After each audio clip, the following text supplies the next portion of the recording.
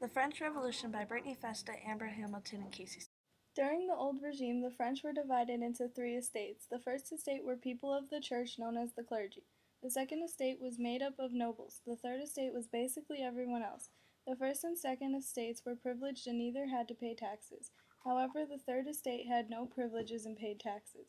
King Louis and Marie Antoinette spent money on lavish items for themselves and on wars. This put France in a financial crisis. At the Estates General Meeting, the Third Estate pushed for a change. They wanted each deputy to have a vote so they could be able to change laws. The king decided against this. A few days after the meeting, the Third Estate declared that it was the National Assembly and would draft a constitution.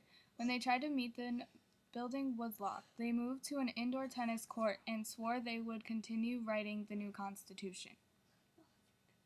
Rumors had been spreading that the king was going to attack the Third Estate.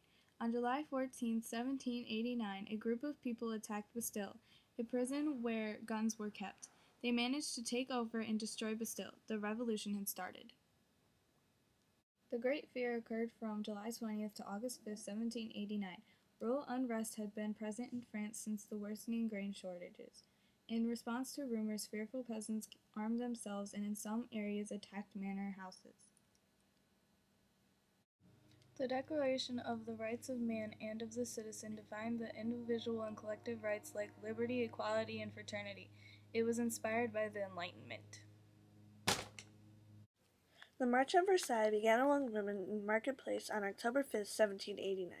They were near rioting the price of bread. They ransacked the city armory for weapons and marched to Versailles. Finally, King gave in, and the crowd compelled the king and his family and most of the French assembly to return with them to Paris. The new Constitution of 1791 set up a limited monarchy. There was still a king, but a legislative assembly who would make the laws. By 1791, the old order had been destroyed, but the new government did not have universal support. Political radicals and economically disadvantaged people wanted more reform. King Louis detested the new government's regulations of the church and lost his absolute power. While the king resisted the Constitution, family members and advisors urged him to take more action. After the National Convention gained control, groups such as the Jacobins and leaders like Jean Pommeret, they began to turn France into a republic, causing King Louis and Marie Antoinette to be executed.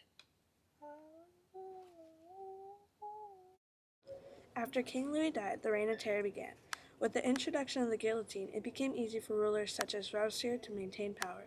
His rule was called a Republic of Virtue. After Robespierre was guillotined, the rise of the Directory began. It was also easy to punish treason crime.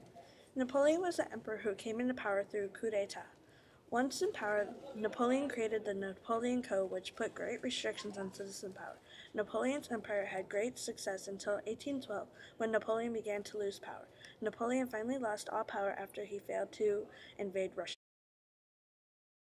The French Revolution helped lead to the rise of democracy by creating human rights, getting rid of aristocracy, no more divine rulers, more power to the people, and elections.